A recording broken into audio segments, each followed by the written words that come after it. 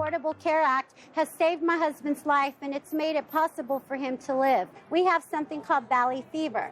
We've had over 2,000 people from September to December get sick and diagnosed, and countless are misdiagnosed. I've been trying to get a hold of Kevin McCarthy because in this epidemic, he's supposed to be our champion, yet our champion is nowhere in sight. So I came here today to say, where is our champion? He's nowhere in sight, and my husband's still ill, and people... Kevin, can't you see? This is a healthcare emergency. Kevin, can't you see? Kevin McCarthy is scared of this 70-year-old woman. Do I look threatening? You know? I says, we just want to discuss some issues with him, that's all. But I will let him know what your office decided. They didn't want to speak to us. These doors have remained locked to this community. And today, again, we are met with locked doors. How does that make you feel? And I'm going to call to the podium Dr. Paul Song. Far too many of my patients go bankrupt strictly because they develop cancer. I come before you as an oncologist who's seen too many patients of mine from communities of color who present with late-stage cancer strictly because they couldn't get the proper screening and preventative services. And now you have a Republican Congress that over 60 attempts at repealing the Affordable Care Act are finally going to get their way. And this is going to decimate California. It's estimated that upwards of 4 to 5 million people are going to lose health care coverage if the Republicans have their way. It should be pointed out that we have an immoral and unjust system where 1/3 of people that have insurance will delay seeking care strictly because they cannot afford the co-pays and deductibles.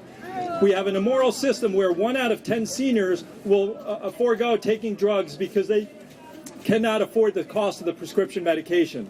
So we are all in this together to say that not only do they need to keep our hands off Medicare, the Affordable Care Act, and Medicaid, but we need to do even better for all of our families and our brothers and sisters. Of all the districts in the state of California, Kevin McCarthy's district probably had more people qualified for Medicaid than any other district in the state of California. It is estimated that 77,000 of his district constituents will lose health care from the Medicaid expansion alone. Well, there was a study last year done by UCLA that showed 70 cents of every healthcare dollar spent in the state of California already comes from taxpayers. Coupled with the fact that the private insurance industry takes anywhere from 20 to 30 cents of every healthcare dollar away from actual patient care for exorbitant CEO salaries, marketing, administrative costs that are only designed to deny our care, we're essentially paying for universal health care. We're just not getting it. Exactly right. We can do this. We can do single payer. We don't need to pay any more money, but the political will is not up there. It is here, and we start today. Thank you very much. Our taxpayer money pays for that office, pays their salaries. How can they lock us out when we pay the bills that keep that office open? McCarthy said to me in the debate, and the debate is posted if you want to watch it, Kevin said, yes, we need to be science-based, but only science we can live with. I said, Kevin, you don't get to pick what science you want. That's the nature of science. Are you mad as hell at McCarthy for not meeting with us?